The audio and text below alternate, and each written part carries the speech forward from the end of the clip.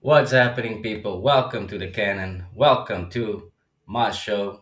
Let's do our player ratings. So let's go. Obviously, Arsenal played yesterday. It was the London derby against Chelsea. The game went down into a stalemate. Um, uh, what Chelsea won, Arsenal won. It was so fucking disappointing to actually watch that because we were playing so badly. We didn't take advantage of Chelsea playing with 10 men. That is probably the most disappointing thing. Our attackers suck. But yeah, let's get into the 1 minute play ratings. So at the back there, we had David Raya. And David Raya, he gets a 4. A 4. Why? Because he conceded a corner that led to Chelsea scoring the goal. Sometimes it just seems like he gets bored at the back if teams are not troubling us. So yeah, and then he does some crazy stuff like that. Next, Calafiore. Calafiore came off, I think, at halftime, and then we put on Skelly. So he'll get a 5 for me. He didn't play well enough. He got the yellow card, and that's why he got subbed.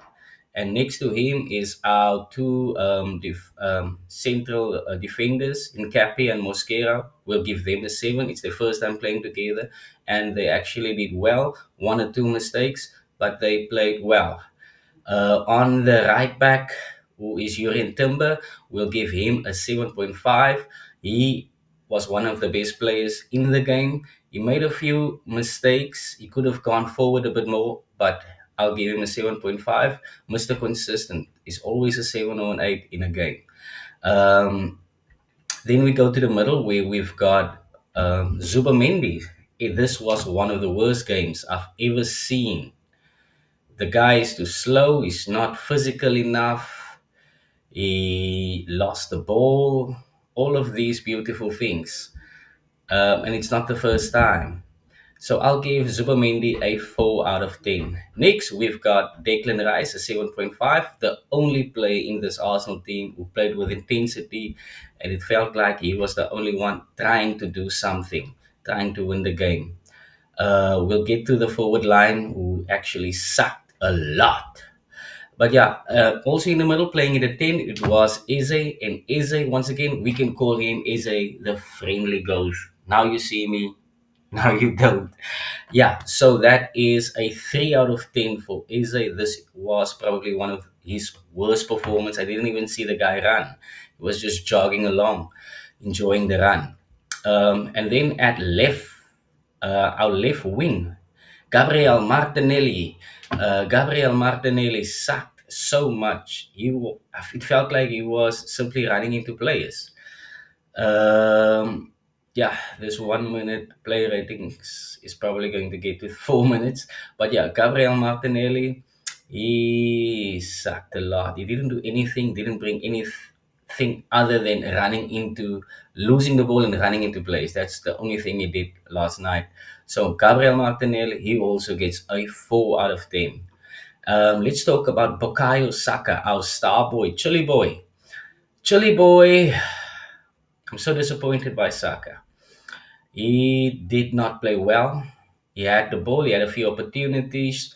He could have played the ball into Gyökeres late into the game to give Gyökeres a shot at goal. He didn't do it, and it seems like every time Gyökeres is on the pitch, it's not the first time that I'm seeing this.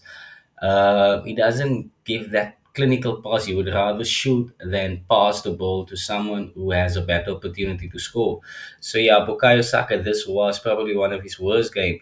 And did you know that this is Saka's first assist within the last 12 months, within a year?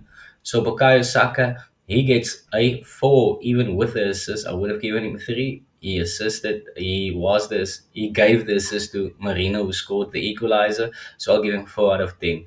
Marino, if he's not running around, um, I don't actually know what he does, but yeah, he played alright. Yeah, he was rolling around a lot, fucking lot. I'll give Marino for the equalizer. I'll give him a 6 out of 10. We brought on a few players. Skelly, Nonu, uh, Nonu and Scaly, I'll give a simple 4 out of 10. That was probably their worst performance. I expected more from Nonu, who was a Chelsea player, and as soon as you play against your previous team, there's always that something, that boost that you have to show them why you left, or why the thing they couldn't see in your playing. So yeah, he'll get a 4 because he sucked. Our captain came on, Odegaard, Martin Odegaard, he came on, and I bet you he's going to start on Wednesday since Eze became Casper the Friendly Ghost again. Why? Because Mikel Arteta simply loves this guy for no fucking reason. But yeah, Pillowfoot will most probably play on a Wednesday. It's his second game since he's returned from injury, so I'm expecting him to start on Wednesday. Not that I want to see that. We'll have a conversation on that on a later stage. So yeah, Martin Odegaard will give a 5. He was present. He didn't do anything. There was like one pass where I was like, fucking use your eyes. There's a player right in front of you. Why are you losing the ball, playing directly into the Chelsea players? Frustrating times. Okay. And then obviously Victor Gyökeres came on, and I'm glad that he got a few minutes. Hopefully Wednesday you'll get even more minutes. And by the Aston Villa game, I hope that he will get a start against Unai Emery's team, because I think this is a critical week, and it's a week that Arsenal cannot afford to lose any game. Wednesday's game, nor the weekend's game against Aston Villa. So yeah, I hope Victor Gyökeres starts on Wednesday. Furthermore, Victor Gyökeres, I'll give him a 5.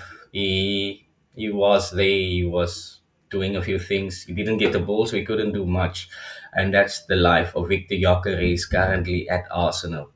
But he's back, and once again, before he got injured, he actually played one of his best games. I think it was against Burnley. I can't remember, but I think it was against Burnley, which was a good, what was that?